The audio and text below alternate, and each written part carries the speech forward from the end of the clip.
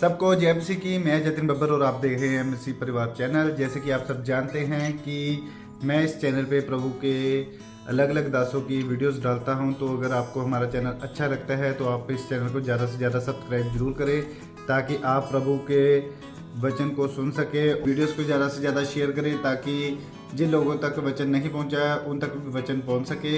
सबको जय मसीह की। एक बार मैं आपसे दोबारा कहूँगा कि इस चैनल को सब्सक्राइब जरूर करें और वीडियोस को ज़्यादा से ज़्यादा शेयर करें। जय मसीह की। आपको ये ध्यान रखना है। आमीन। आप जानते इजरायली राजा, अगर आप उनके बारे में पढ़ें बड़े ध्यान से,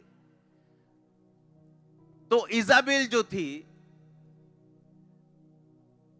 इजरायली जो राजा होता था, उसका गिरना 90% उसकी वाइफ पे डिपेंड होता था। और जब वो सुंदरता के पीछे भाग के मिस्रियों से या उन रानियों से शादी करते जो परमेश्वर में नहीं होती थी, एक ना एक दिन उनका राज्य गिरता था। सुलेमान तब तक बचा रहा जब तक उसके पास मसीही और परमेश्वर के डरने वाली रानियां थी।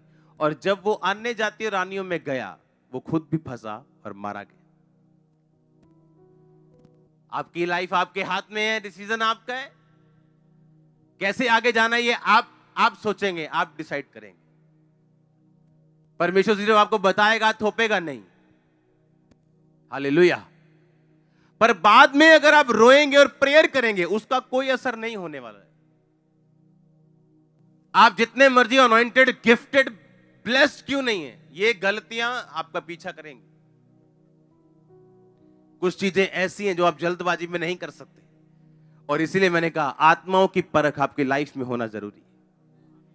कैथरीन कुलमैन, जिसके द्वारा बेनी हिन बचाए नहीं गए, अनॉइंटेड हुए और इफेक्ट हुआ उनकी लाइफ पे ऐसा कि हीलिंग मिनिस्ट्री कैथरीन कुलमैन से शुरू हुई बेनी हिन की। और बेनी हिन के करीबी लोग जिन्होंने उसकी बायोग्राफी लिखी है, एक ही बंदा उनके करीबी था। उसमें लिखा कि कैथरीन कुलमैन अपनी लाइफ के सिर्फ आखिरी के दिनों में इस्तेमाल हुई, जब वो बुढ़ापे में एंट्री कर ली। उस बुढ़ापे में जाके खुदावंद ने लंगड़े चलाए, व्हीलचेयर से लोगों को उठाया, अंधों को आंखें दी, मिरेकल्स किए, साल्वेशन लोगों को दी, क्योंकि परमेश्वर ने जवानी में उसको चुना था।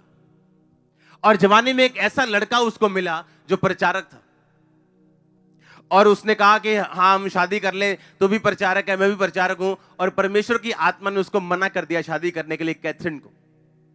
पर वो बार बार परमेश्वर को मनाती गई कि नहीं प्रभु, देखता हूं प्रचारक का।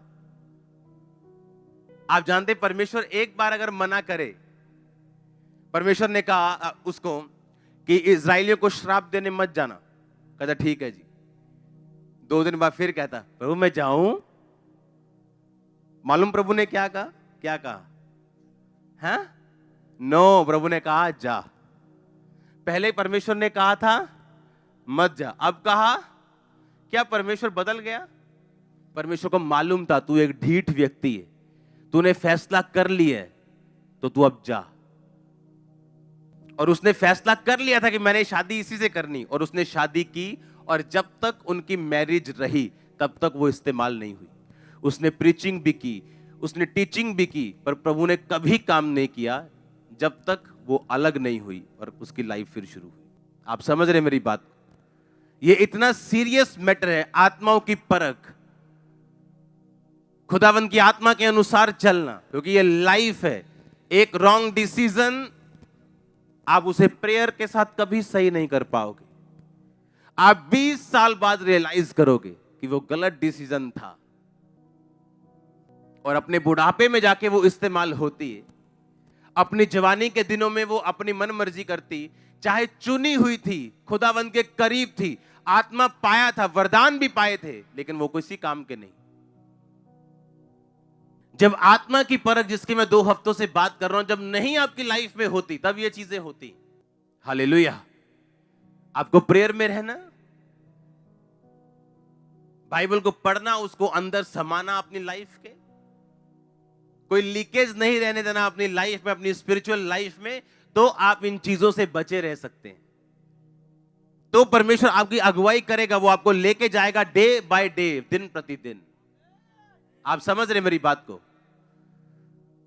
परमेश्वर ने दोबारा उसको नहीं बोला, नहीं अब नहीं, तेरे को बोला नहीं नहीं जाना। परमेश्वर कहा नहीं, चला जा, क्योंकि तू ढीठ व्यक्ति है, तूने सोच लिया है, तू क्या करना चाहता तूने सोच लिया है। और जब वो वहां गया तो उसे ट्रबल मिला सिर्फ, और उसको बाद में नुकसान हुआ उस चीज का। हर अच्छा दरवाजा खुदा की ओर से नहीं, हर एक दुख शैतान की ओर से नहीं।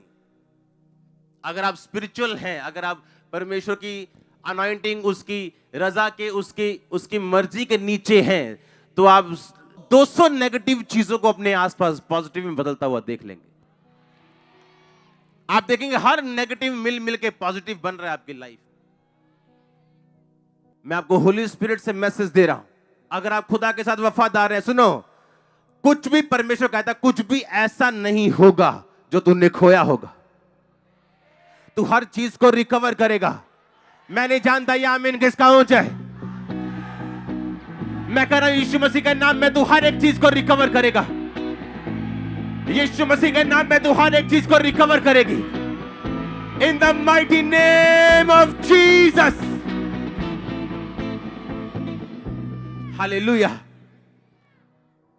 ये मसीही लाइन ये वैसी नहीं है जैसी दिखती है। हालेलुया। ये सक्सेस, आज थर्सडे देखो, संडे बना हुआ है, आज मॉर्निंग मीटिंग है, ऑर्डिनरी मीटिंग। हाँ सुनो ध्यान से, ये सक्सेस, इसको वैसा मत देखो, इसको जैसा देखना चाहिए इसको वैसा देखो। ये दान वरदान लोगों को नरक लेके जाने के लिए नहीं, स्वर्ग लेके जाने के लिए। हाँ, नरक लेके जाने के लिए प्रभु ने नहीं दिए कि एक वरदान पाया और वरदान यूज किया, उसके बाद जिंदगी जैसी मर्जी रखी पीछे, कोई मतलब नहीं। तो वो वरदान नरक लेके जाने के लिए। फिर स्पिरिचुअल लाइफ को थोड़ा स्पिरिचुअल लाइफ की तरह लेना है। आमीन। और आपको क्या लगता है, चाहे आप एक आम से व्यक्ति क्यों नहीं, शैतान का पूरा जोर लगा है आपके पीछे, पूरा जोर लगा है उसका। कैसे आपको कट आउट करना है स्पिरिट से, आत्मा से कैसे काटना है आपको, उसका पूरा जोर लगा है। उसको मालूम है जैसे वो कटा, सिस्टम फिनिश। इमेजिन करो आपके अंदर एक सीक्रेट सिन है, आप ब्लू फिल्म देख रहे हैं, आप कोई पाप कर रहे हैं, आपको क्या होली स्पिरिट गाइड करेगा? हाँ, क्या आपको लगता है आपकी अगुवाई होगी, आपको आत्माओं की परख होगी? कभी भी नहीं होगी। मैं आपको सच कह रहा हूं, होगी नहीं। आपको उस एंटीने के सिग्नल को पकड़ने के लिए आपको शार्प करना पड़ेगा अपनी लाइफ को। आपको फास्टिंग में रहना पड़ेगा, आपको प्रेयर में रहना पड़ेगा। आप हर जगह नहीं जा सकते, हर पार्टी अटेंड नहीं कर पाएंगे आप। हालेलुया। आज से कुछ साल पहले मेरे एक रिश्तेदार में शादी थी। उस टाइम मैं प्रभु में था, पवित्र आत्मा पाया हुआ था, लेकिन उस मैरिज में मैं एक फिल्मी सॉन्ग पे डांस किया। और जब मैं वापस आया घर, मुझे लानते पड़ रही थी परमेश्वर से कि मैं क्या करके आया हूं। मैं होली स्पिरिट से फिल्ड आदमी हूं, ये मैं क्या करके आया हूं। चाहे मैं उस समय नया मसीही था, बिल्कुल नया, लेकिन ये एंटीना बड़ा शार्प था तभी। और ना तो वो रिश्तेदार काम आए बाद में। जितना हम सोचते हैं, ओह नाराज ना हो जाए, चलो चलो चले, कोई बात नहीं, फिर क्या हो गया, प्रभु दा सोच के डांस कर लो। बाद में वो काम भी नहीं आए और प्रभु भी गया। और जब मैंने खुलेआम डिसीजन लिया कि कोई शादी पे डांस डूंस नहीं, वहां पे सॉन्ग चलेंगे, यीशु मसीह कहते हो आऊंगा मैं। सुनो, तब से रिश्तेदार भी आते हैं, 5 मिनट भी मांगते हैं, 2 मिनट मिल भी जाते हैं, और मैं भी खुश हूं और मेरा खुदा भी खुश है। आमीन। और ये आसान नहीं था, क्योंकि आपको मालूम है मेरी लाइफ डिपेंड करती है आत्माओं की परख पे, मेरी लाइफ डिपेंड करती है स्पिरिचुअल लाइफ पे। अगर ये गवा दूंगा मैं तो खत्म हो जाएगी चीज सारी। इमेजिन करो आप यहां हजारों लोग आज बैठे और मेरा वचन आत्मा से ना हो तो क्या फायदा आपको? और मैं सिर्फ गूगल से बाइबल पढ़ के आपको 10 बातें सुना के चला जाऊं तो उसका कोई फायदा नहीं, मेरे को मालूम है। आत्माओं की परख में रहना, स्पिरिचुअल लाइफ में रहना, एंटीना स्पिरिचुअल शार्प करना ताकि पिक्चर क्लियर हो, यह आपके लिए जरूरी है। और जब ये होती, आपकी मैरिजेस, आपका बिजनेस, आपका फाइनेंस, आपकी मिनिस्ट्री वो रिजल्ट देने लगते। आप समझ रहे क्या? जब है ही नहीं लाइफ में आत्मिक परख ही नहीं, आप रॉन्ग बंदा चुनोगे, रॉन्ग बिजनेस चुनोगे, रॉन्ग पार्टनर चुनोगे, रॉन्ग मिनिस्ट्री, रॉन्ग जगह चुनोगे, सब कुछ रॉन्ग होगा। बाद में कहोगे मेरा रिजल्ट क्यों नहीं आया? क्योंकि रिजल्ट आने से पहले आपको कनेक्शन की जरूरत होती है, आत्मिक स्पिरिचुअल। अगर वो टूटा हुआ है, आप अमेरिका भी जाएंगे तो भीख मांगेंगे। अगर वो बना हुआ है तो आप नाइजीरिया भी चले जाएंगे तो सबसे बड़ी चर्च बना लेंगे। आप इमेजिन करो, इस दुनिया का सबसे बड़ा पेंटिकोस्टल स्ट्रक्चर नाइजीरिया में। आप वहां गए नहीं हो, मैं गया हूं। वहां रोड पे चले जाओ, ऐसा लगता है गांधी जी का जमाना आ गया। 70 साल पहले सब कुछ काला, जंग लगा हुआ, काला धुआं, कोई गाड़ी, कोई ट्रक नहीं जिसका काला धुआं ना हो, सबके इंजन उड़े हुए। और दुनिया का सबसे बड़ा चर्च है वहां। सबसे बड़े क्रिश्चियन आशीषित लोग वहां रहते हैं। पता है क्यों? परमेश्वर कहता है तेरी इकोनॉमी से तुझे डरने की जरूरत नहीं। तेरा देश अमेरिका हो, इंडिया हो, नाइजीरिया हो, कोई मायने नहीं करता। मैं तेरे साथ हूं कि नहीं, तेरी आंखें खुली हैं कि नहीं, आत्मिक बातों की तुझे परख है कि नहीं, कौन सा आत्मा तेरे साथ बात कर रहा है तुझे मालूम है कि नहीं। परमेश्वर 2 मिनट पहले जिस अपने प्रेरित को, जो सबका प्रधान था पतरस, जिसको ये कह रहे थे कि मैं तेरे पे बड़ी कलीसिया बनाऊंगा, अधोलोक के फाटक प्रबल नहीं होंगे, तू ऐसे जाएगा और शैतान के फाटक को तोड़ के लोगों को बचा लेगा। और 2 मिनट बाद परमेश्वर कह रहे थे ओए शैतान मुझसे दूर हो। क्यों? पतरस ने कहा था परमेश्वर तू कभी क्रूस पे ना चढ़े। आत्माओं की परख कि ये इसके अंदर से खुदावंद ने बात नहीं की, इसके अंदर से शैतान ने बात की कि मैं अपना क्रूस ना उठाऊं।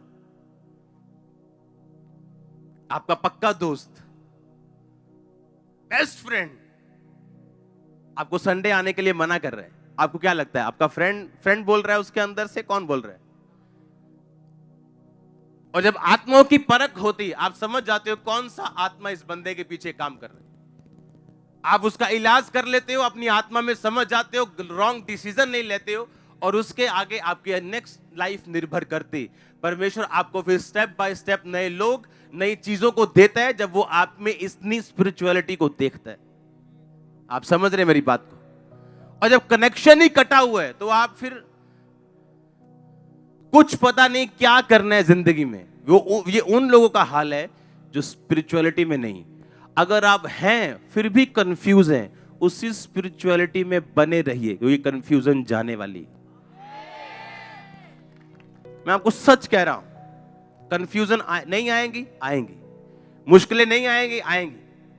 डर नहीं आएगा कि दुख नहीं आएगा, सब कुछ आएगा, पर आप वो बना नहीं रहेगा आपकी लाइफ। अर्थ ये धरती यीशु मसीह को रख नहीं सकी क्योंकि वो धर्मी था, और उसको रिजेक्ट करना पड़ा क्योंकि धर्मी की लाश को वो ले नहीं पाई। आप समझ रहे मेरी बात को? दुख आपको रिजेक्ट कर देंगे, पेन आपको रिजेक्ट कर देगी, वो तकलीफ आपको छोड़ देगी क्योंकि आपकी लाइफ में टिक नहीं पाएगा। वो 3 दिन के लिए आ सकती,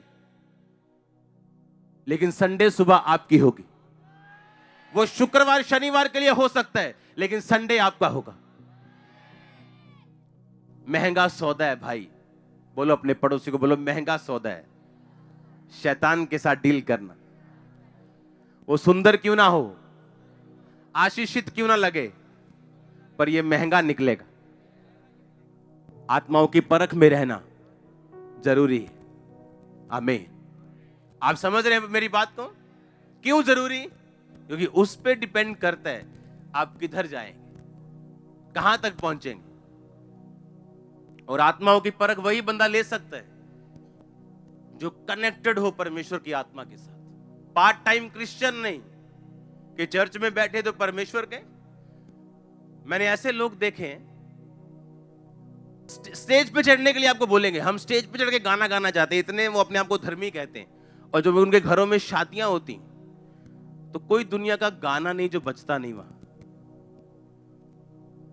कोई दुनिया की शराब की कोई ब्रांड नहीं है जो खुलता नहीं वहां। आज उसका असर नहीं होता, लेकिन कल होता है। उस समय परमेश्वर आकाश से कोई आग नहीं बरसाता, लेकिन शैतान डंडे मारता है बाद में। मैं जो आपको कह रहा हूं ये देखने में बोरिंग लग सकता है, पर आपकी लाइफ बड़ी आशीषित और ठहरी रहेगी। आप मेरी बात को फॉलो करो, मैं आपको सच कह रहा हूं। ऐसा कुछ नहीं जो मैंने आपको बिना देखे या टेस्ट किए कहा हो। आपकी लाइफ ब्लेस्ड होगी। जो लोगों के घरों में झमेले झंझट जो मुसीबतें होती आप उसे नहीं देखोगे, अगर आप उस रीति से चलोगे जिस रीति से एक क्रिश्चियन विश्वासी और परमेश्वर के लोगों को चलना चाहिए। नहीं जी, मेरा तो घर वाला कहता होने वाला, मैं तेन ले जाऊंगा चर्च। अच्छा, उसकी बात पे आपको यकीन है कल को वो चेंज हो जाएगा, क्या करोगे? कुछ नहीं कर सकते। और परमेश्वर की बात पे आपको यकीन नहीं, जो कभी नहीं बदलता, जो कभी चेंज नहीं होता। मसीह में बाद में आए आप, आपकी शादी को 10 साल हो, वो अलग बात है। अब आपका हस्बैंड नहीं मानता, अपने कैरेक्टर से आप खींच सकते हो। एक लड़ाई है जो आपको बाय बर्थ मिली है कि आप गरीब घर में पैदा हुए हो। अब आपकी ये फाइट है, आपने कैसे अपनी गरीबी को तोड़ना है। हाँ, एक गरीबी आप खुद मोल लेते हो, तो मोल क्यों लेनी?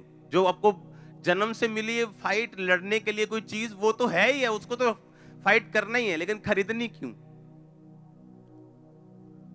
एक बीमारी हो गई, एक मोल ले ली, तो मोल क्यों लेनी? जो तो है थी उसको तो है ही, उसको तो तोड़ेंगे परमेश्वर। लेकिन जो मोल ले लोगे, परमेश्वर बोलेगा मैं कैसे तोड़ूं? तूने खरीदा है इसको, शॉपिंग तो तूने की है। मेरी ये प्रेयर है, आप बच के रहेंगे। और याद रखो, कुछ भी लेट नहीं खुदावंत के घर में। God's time, God's plans are the best time and best plans. मैंने जितने दुनिया में आत्मिक लोग देखे, कभी जल्दी में नहीं देखे। वो उनकी मिनिस्ट्री का डिसीजन हो, वो उनकी लाइफ का हो, उनकी मैरिज का हो, उनके किसी भी चीज का हो।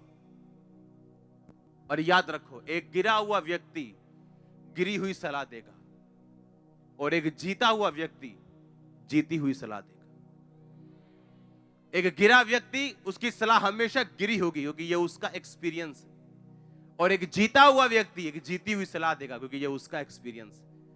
अब आपने डिसाइड करना है दाऊद की तरह कि अपने परमेश्वर की तरह चलना है, या सुलेमान की तरह कि अपने पिता दाऊद की गवाही पे चलना है, या दाऊद के भाई अपने ताया अपने चाचाओं की गवाही पे चलना है। मेरा ये बिलीव है कि आज थर्सडे आपके लिए सुपर थर्सडे है। अपने हाथों को उठा, बोलो थैंक यू जीसस। आज से आत्मा के द्वारा मेरी अगुवाई कर, अंधकार की शक्तियों को, शरीर की आत्मा को, वो आत्मा जो शारीरिकता में लेके जाए, मेरी जिंदगी से दूर कर। मांगो यीशु मसीह के नाम में, ऊंची आवाज में थैंक यू जीसस बोलते हुए। मुझे आत्मिक बना, आत्माओं की परख मुझे दे, मेरे हथियार मुझे दे, मैं इन्हें हासिल करूं, इनके तरह लड़ूं और जीतूं, और गवाही के साथ वापस आऊं। प्रभु यीशु मसीह के सामर्थी नाम में हम मांगते हैं,